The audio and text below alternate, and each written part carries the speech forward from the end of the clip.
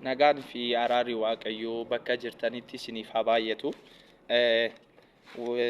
Waan tokko isiniin jechuun barbaada. Kutaa macaafa qulqulluu ergaa Qorontos isa tokkoffaa boqonnaa 2 irratti waan tokko dubbata. Isa isiniifan dubbisaa akkas jedha.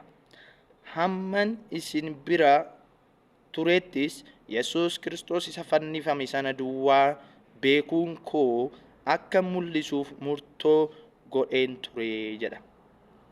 Haleluuyaa. Yesuus gooftaa. Dubbii kana kan dubbatu ergamaa Phaawulosidha.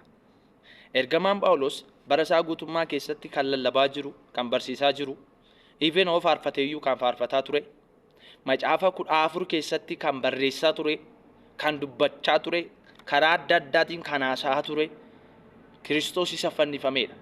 Innaa kutaa kana keessatti kan dubbachaa jiru waan tokko isaan yaadachiisa. Bara simbira ture sanitti ergamoota hojii ergamootaa boqonnaa 18 dhaqaa dubbisaa Siyoon jin gaafan ture waan tokko jireenya koo keessatti murteesseen ture jedha. Ergamaan Phaawulos jireenya isaa keessatti maal murteesse? Kiristoos isa fannifame sana akkan beekuuf, akkan mul'isuuf, isa beekesan immoo akka mul'isuuf murteesseeraa jedha.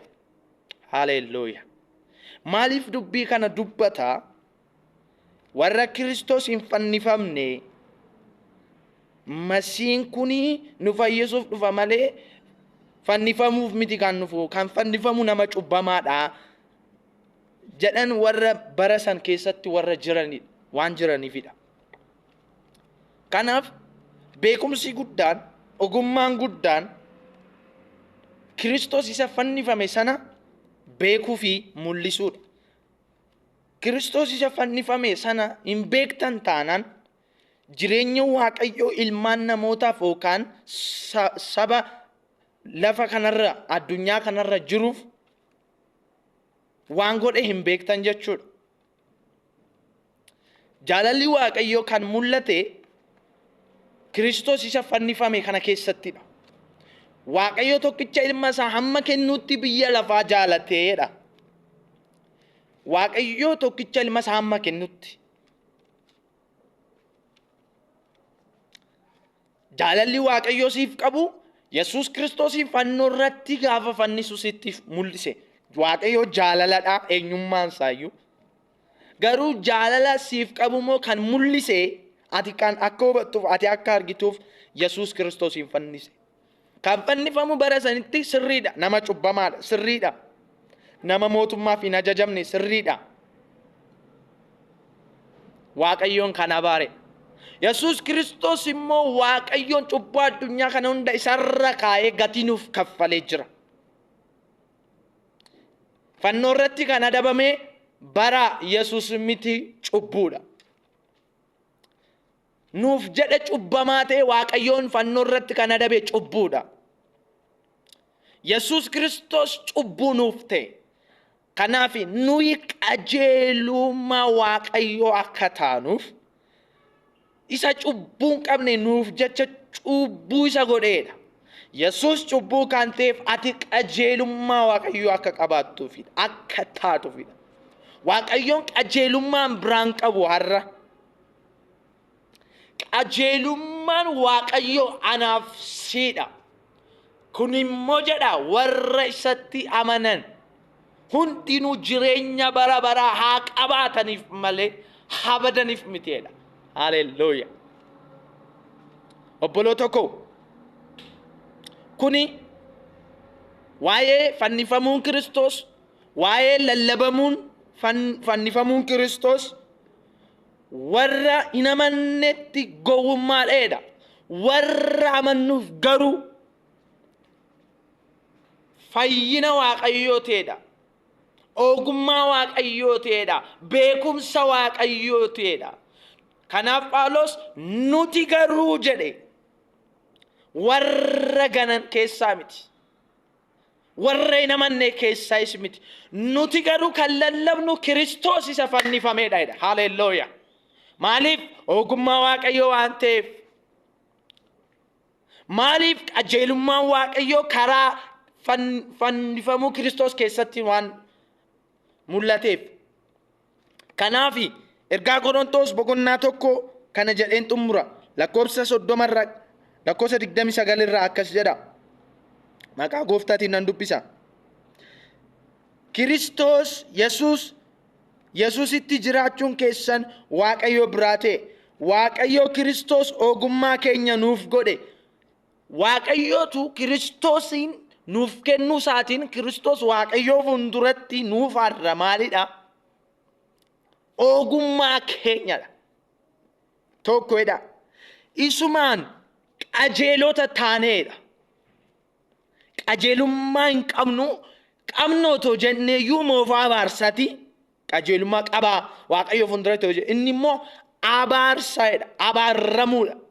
Hojiin fi kiyya qajeelummaa fidee taanaan inni abaarsadha. Garuu Kiristoos nuuf maalidha? Qajeelummaa keenyadha. Waaqayyoof qulqulloofnee ni furamneedha.